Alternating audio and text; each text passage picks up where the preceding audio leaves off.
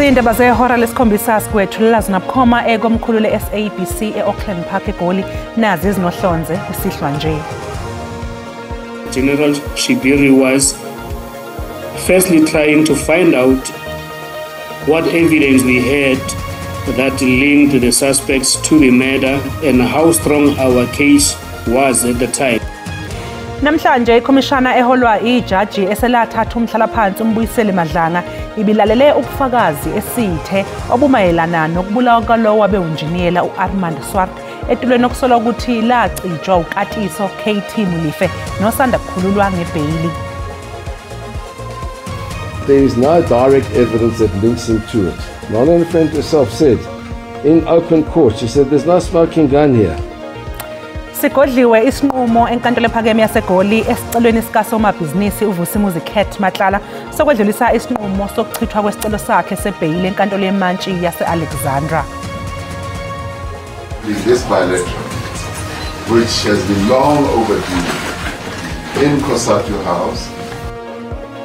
I-ANC igcine iwubambile umhlangano wayo nomfelandawonye wenyunyana zezisebenzi COSATU ukuze kuzobhungwa ngezihloko ezahlukene ezifaka phakathi amalungiselelo okhetho lohulumeni beyindawo lwangonyaka ozayo.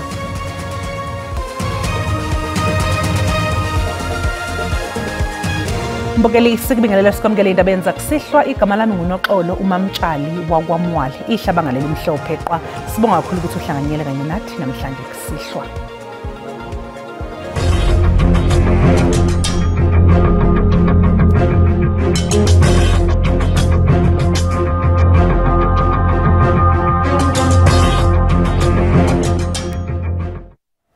Namhlanje ikhomishana eholwa ijaji eselathatha umhlalaphansi uMbuyiseli Madlanga ibilalele ubufakazi esithe obumayelana nokubulawa kwalowo wabeunjiniyela uArmand Swart etulweni okusolwa ukuthi lacijwa uKatiso KT Molefe nosanda kukhululwa ngebhayili. Ufakazi wanamhlanje ungafanele aveze obala ngenxa yobucayi bobufakazi bakhe ubizwa ngowitness A kulesithangami sikaMadlanga. Uwitness A ngomunye wabasisha abaqashwe ngaphansi kophiko lobugebengu obuhleliwe.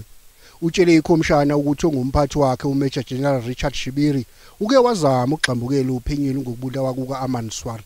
Nolugcine liholela ekuboshweni kowayiphoyisa uMichael Puletawu, uMusa Kekana kanye noFloyd Mabusela.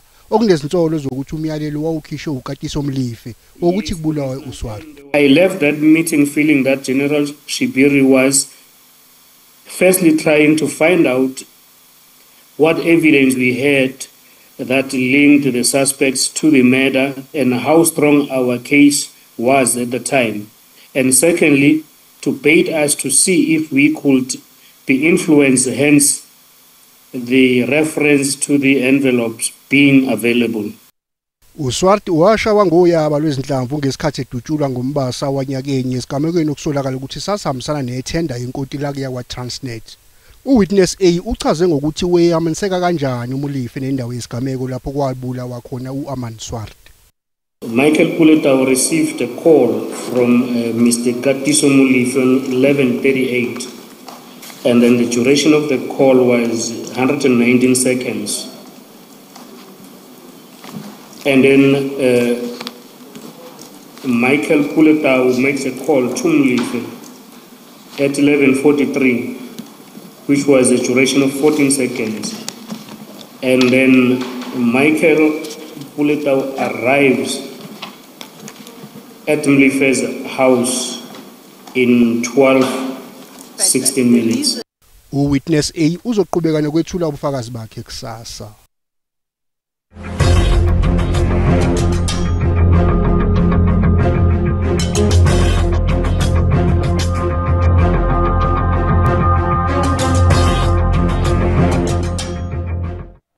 Sigodliwe isinqumo enkantolo ephakeme yaseGoli esicelweni sikasomabhizinisi uVusimuzi Cat Matlala sokwedlulisa isinqumo sokuchithwa kwesicelo sakhe sebhayili enkantolo yemantshi yase-Alexandra. Okwamanje uMatlala uyaqhubeka nokugqunywa ejele iHoshi Mampuru ePitoli. uVusimuzi Matlala ngomlomo wommeli wakhe uSamile ekutheni imantshi yase-Alexandra yenza iphutha ngokuchitha isicelo sebhayili. Uthi kuwo wonke amacala abekwe wona umbuso awunabo ubufakazi bokummatanisa nalobo bugebengu. There is no direct evidence that links him to it. My honourable friend herself said, in open court, she said, there's no smoking gun here. All we rely on is circumstantial evidence. Abameli bombuso bathi amacala habekwe wona uMatlala akhomba ngokusobala ukuthi unezinsiza ezanele zokuxambukela nokuphazamisa uphenyo oluqhubekayo ngaye nalabo asolwa nabo. And there they discovered that false Eswatini identity card, where he requested on WhatsApp a picture of that card. And in his narration to his wife, he said to her that he had deleted that identity card from his phone, which is why he needs it. Umbuso uthi ungabazi ukuthi uMatlala mayithola le bhayili uzoshaya achithe afulathele elakuleli. The discovery of the cell phone in his possession on the 6th of July 2025 while detained at Khosi Mampuru Correctional Facilities and the data download showing active use on that date underscore his ability to bypass lawful restrictions. And that is the significance of the cell phone. Ithimba labameli bakaMatlala liphakamise ibhayili ezinkulungwane eziyikhulu zamarandi. Ungqongqoshe wamaphoyisa osanikezwe umhlabakhefu uSenzo Mchunu uzoqhubeka kusasa nokwethula ubufakazi ekomidini eliphenya ngokuphepha kwelakuleli. Umchunu uzobe ephenywa ngemibuzo amalungu esishamthetho njengoba lamalungu efuna ukwazi kahle umsuka wokuhlakazwa kwethimba laliphenya ngokubulawa kusombusazwe. Lizoba lide leli sonto kumalungu esishamthetho nakwabe indaba kodwa ungqongqoshe osanikezwe umhlabakhefu uSenzo Mchunu uyena ozothola kanzima njengoba ezobephendula imibuzo eqhamuka emaqenjini ezombusazwe kusasa nangolwesithathu. By all indications, Wednesday is already booked for you. So it means Tuesday, whether we finish at 12 o'clock midnight or 1 o'clock in the morning, you are here, you are answering questions. Umchunu uzoba ngufakazi wokuqala owethula ubufakazi buze mngene osukwini lwesithathu. I'm at your disposal as a witness, and it is the opportunity I wanted. That's why, and I will say so when I feel I'm not getting the proper opportunity, and I do feel that I haven't had the kind of opportunity I'd have. Just to go through things in response to a question, I get stopped. Umholo EFF Julius Malema uqinisekise kumchunu ukuthi uzolithola lonke ithuba. I was saying to the minister that wait, we are coming. The questions are coming. Proper questions are coming. Don't worry. You're going to have enough time to answer proper questions. I'm fine with that, and you will get proper answers. Nalowa ke waba ngungqongqoshe wamaphoyisa uBhekicele ulindeleke ukuba vele ngaphambi kwalo leli komiti kuleli sonto. iANC igcine iubambile umhlangano wayo nomfelandawonye wenyunyana zezisebenzi Khosathu ukuze kuzobhungwa ngezihloko ezahlukene ezifaka phakathi amalungiselelo okhetho lohulumeni beyindawo lwangonyaka ozayo. iANC bibambe umhlangano wosuku olulodwa neKhosathu obuhanjelwe ezinye zezikhulu eziphezulu zeANC okubalwa umengameli uCyril Ramaphosa unobhala jikelele ufikile Mbalula nomengameli weKhosathu uZingiswa Losi. Kulomhlangano nokudingidwe izinhlelo zokufukula umnotho kuleli namalungiselelo okhetho lohulumeni bezindawo lwango-2026. We are holding this bilateral, which has been long overdue in Khosathu House.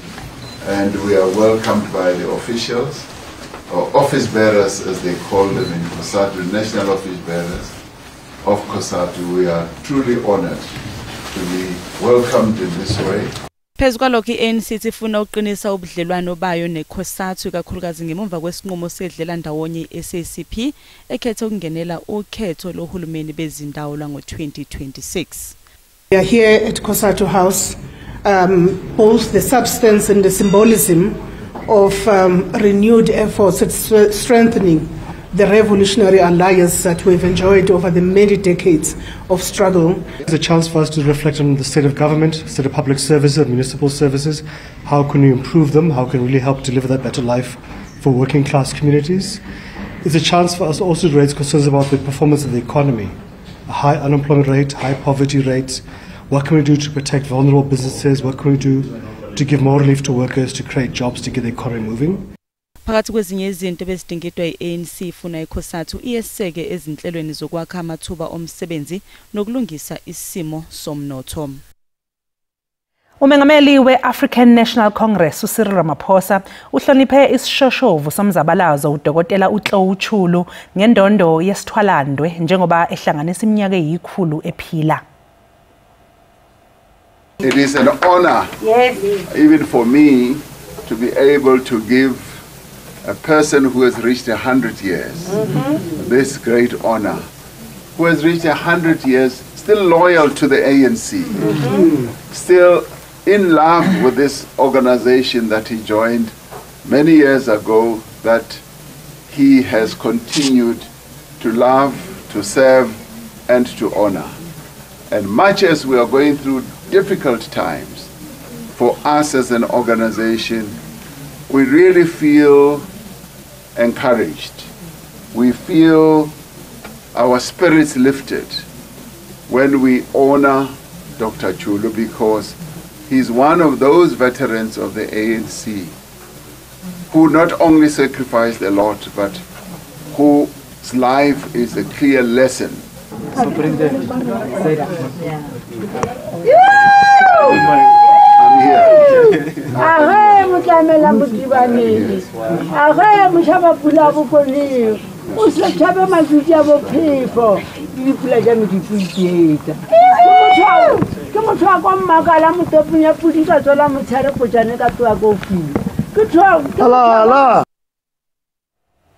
Mbukeli soke sithi ke qunga sayitolo kodwa uma ngabe sibuya sizobe sikuphathele udaba oluthi. Papers have been printed and are ready and secure for distribution to all 9 provinces. Abafundi bakaMatikletsheni abacela eyinkulungwaneni ngamakhulu ayisishiyagalombili bazohlalela iphepha lokuqala leyivivinyo kaMatikletsheni kuzwelonke kusasa.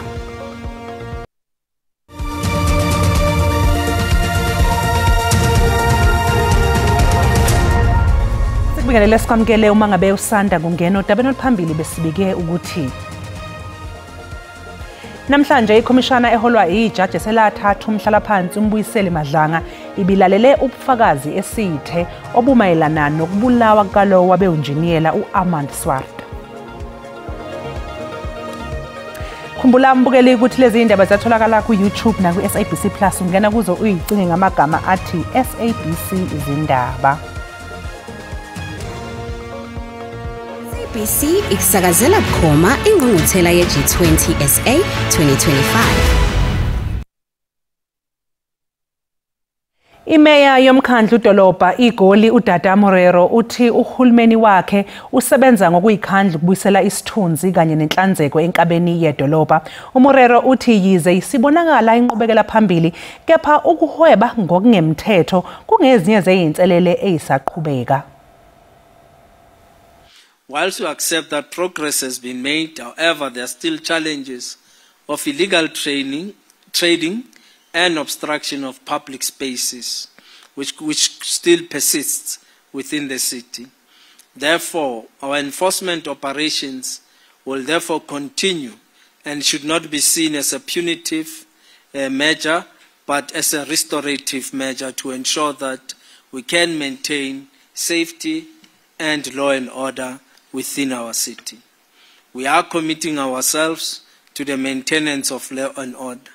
Between the 2nd and the 5th of October, we implemented operations in De Villiers precinct covering streets between King George, Klein, Sophie de Bruyn, and Wanderers. These areas are designated as prohibited trading zones under the city's bylaw. Abafundi bakaMatikletsheni abacela eyinkulungwaneni ngamakhulu ayisishiyagalombili bazohlalela iphepha lokuqala leyivivinyo kaMatikletsheni kuzwelonke kusasa. Umnyango wemfundo eyisisekelo kuzwelonke ubambisene nezinye izinhlaka eziqinisekisa ukubhalwa kwezivivinyo zikaMatikletsheni zokuphela konyaka Uthi konke kumi ngomumo njengoba kusasa kuusuku lokuqala lokubhalwa kwezivivinyo.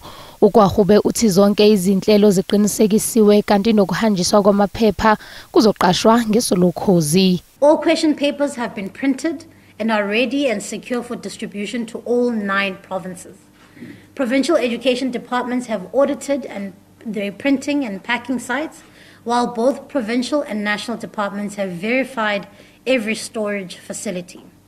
Every truck distributing question papers is GPS tracked, every stop is authorized, and every stage of distribution is monitored.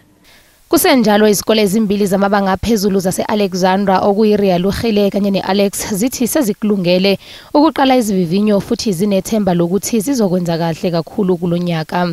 Njengoba ngiqala ukubhala kusasa ngizilungele futhi ngiyathembisa ukuthi ngizobhala kahle ngiphase ngizonibona ngonyaka ozayo sizolanda ama results. Njengoba ngifundile ngiyobhala lento engifundile and then ready sizobonana next year ngonyaka ozayo makungena ama results. Ngifisa ukuthi uNkulunkulu abe nathi misiqala ama exam wethu abe nathi basithandazele emakhaya ukuthi sizokwazi ukuphasa sijabulishe nabazali. Uthishanhloko wase-Alex High uthi ngasohlangothini lwabo bakwenze konke kepha sebeyobona ngemphumela ngonyaka ozayo. Kanti singisabazali ukuba babalekelele futhi babasekele abafundi ngalesikhathi sezivivinyo zabo ukuze bazokwenza okuhle okuzobajabulisa uma sekuphuma imphumela. Endabeni ze-SABC nginguNokulunga Sibisi ngibika ngise-Alexandra.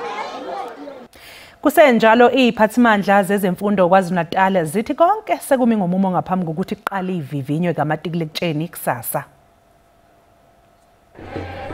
IKwaZulu-Natal yona inesibalo esiningi sabafundi eNingizimu Afrika. Nakulonyaka ke iziphathimandla zomnyango wezemfundo zihlose ukukhuphula isibalo sabafundi abaphumelele umatric sifinyelele kumaphesenti angu-95. Ngonyaka odlule imiphumela kaMatric yaKwaZulu-Natal yaba ngamaphesenti angu-89.5 nokwaba isibalo esakhula ngamaphesenti angaphezudlwana kwamathathu uma kuqhathaniswa nonyaka wangaphambilini. Lesifundazwe saba ngesisibili ukuba nemiphumela emihle kuleli. Izinyunyane zothisha zithi zinethemba ngemphumela yakulonyaka. ZaKwaZulu-Natal sibe nenkinga yokuthi bekuthiwa imali ayikho okuyihlazo-ke uzokhumbula KwaZulu-Natal kakhulukazi kukhona izikole ebezikade zaphazanyiswa isimo sezulu. Sinethemba elikhulu sinokuzethemba ukuthi umsebenzi wenziwe by othisha nezikole ukulekelela ukuthi abantwana bafunde. Yebo ziningi inkinga bezikade zikhona uzokhumbela imibhikisho esike saba nayo sithi makufandwe izikole. Umnyango wezemfundo esifundazweni uthi ubeke imigomo eqinile ukuqinisekisa ukuthi kuhamba kahle ukubhalwa kwezivivinyo. Yingakho si-appointe ama-monitors amaningi kulezo ndawo lezo ekade kuthiwa ama-hotspot ngoba asifuthi abantwana baphase ngoba kuthiwa bakopelile. Ngoba uma umntwana ephase ngoba ethiwa ukopelile kuzobulala ikusasa lomntwana leyo. Kusasa ke abafundi bazoqala ukubhala izivivinyo zabo esifundazweni. NginguSimphiwe Makhanya wezindaba ze-SABC ngiseThekwini. Mbukeli umhlahlo wesimo sezulu uzolandela emva kwekhefu nesangoma sezulu umkhushulwa wakwaMsimanga.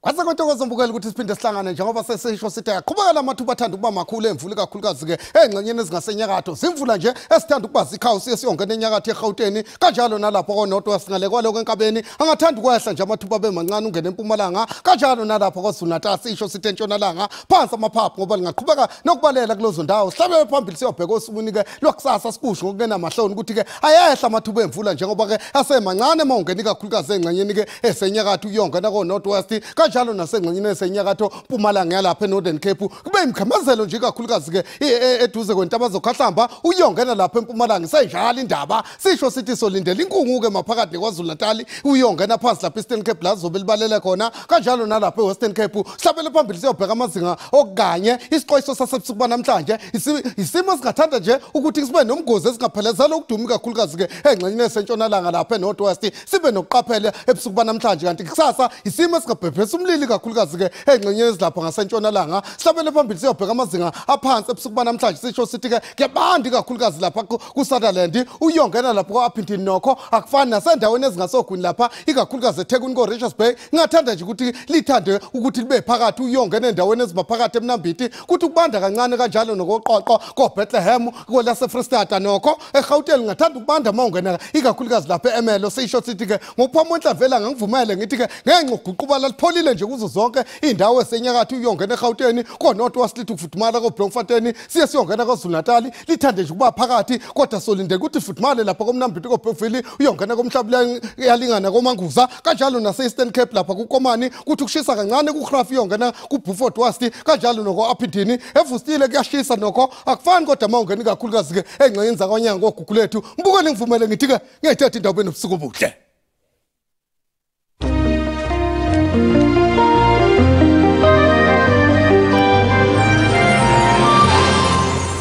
Mbukelisi sibeka lapha ke bese kuphathele zona kusasa bakhona oza kwethu neindaba ngolwimi lwesiXhosa ube nobusuku obuhle usale kahle.